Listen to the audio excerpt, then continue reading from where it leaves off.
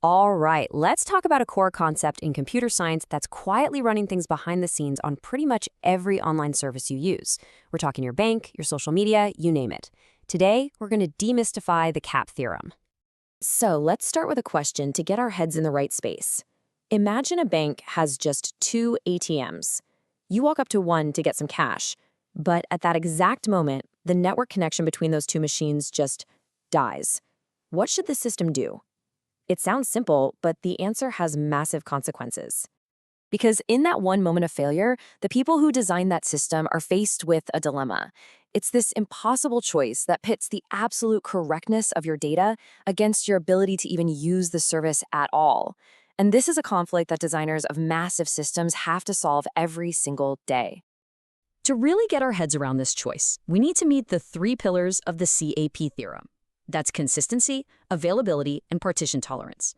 These three ideas are at the very heart of how all these distributed systems work, and more importantly, how they fail. First up is consistency, or C for short. Now, this sounds pretty straightforward, right? It just means that no matter where you access the system from, you get the single, most up-to-date, totally correct version of the data. If you change your profile picture, a consistent system makes sure everyone everywhere sees that new picture instantly. One source of truth.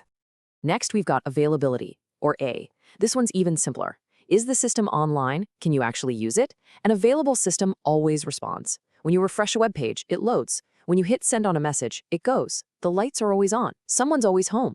And finally, there's partition tolerance, or P. Okay, so a network partition is really just a fancy way of saying that the different computers in a system, the nodes, can't talk to each other anymore because of some network failure. Partition tolerance just means the system has to be able to handle this and keep on chugging. And let's be real, in the world of flaky internet connections, this isn't really optional, it's a must-have. Okay, so here's the kicker. This is the whole ballgame. The CAP theorem says that when a network partition happens, and trust me, it will happen, you are forced to choose.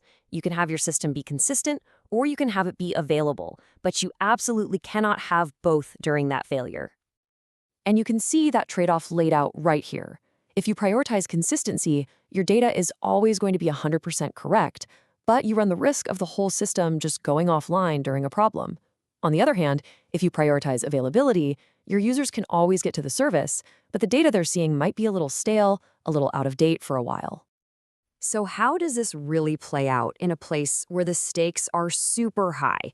Let's go back to our bank example. Now, on a normal day, when everything's connected, it's a piece of cake. You ask for $100, the ATM checks your balance, it spits out the cash, and then it immediately tells every other ATM in the network, hey, this account now has $100 less. It's simple, it's clean, it's consistent. And then boom, this happens. The connection breaks. A server goes down, a cable gets cut, whatever. The two ATMs are now totally isolated. They can't talk.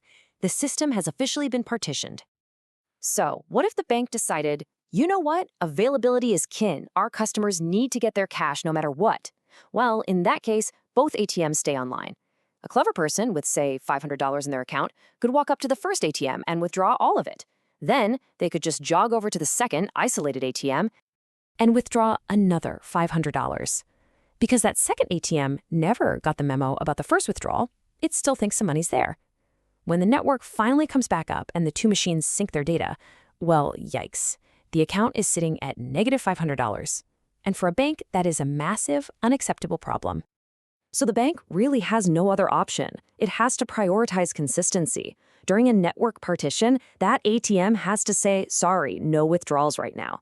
It might let you check your balance, but it's not going to give out any cash. The system has to become temporarily unavailable to make sure that account balance stays perfectly correct. But of course, a bank's priorities are not everyone's priorities. Let's look at a totally different world where the trade-off gets flipped right on its head. Social media. Yeah, this really shows you the other side of the coin. For a social network, keeping you engaged is priority number one. So during a partition, they choose availability every time. You can still like things, you can still post comments. The only catch? Your comment might not show up for everyone else right away. The system accepts this temporary inconsistency because it knows it can sort it all out later when the network is fixed. They call this eventual consistency.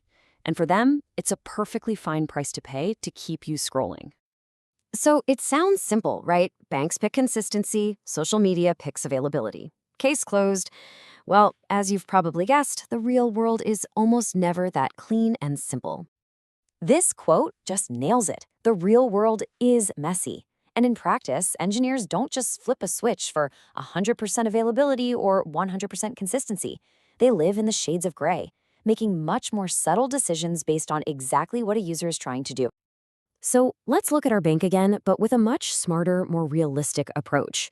During a partition, maybe checking your balance is always allowed. That's a low-risk thing to do. The bank might even let you make a small withdrawal, say anything under $50, because they're willing to accept a tiny bit of financial risk to keep you happy. But trying to take out a big chunk of cash or make a deposit, nope, those actions are blocked until the network is 100% stable again. It's a much more granular way of balancing these trade-offs.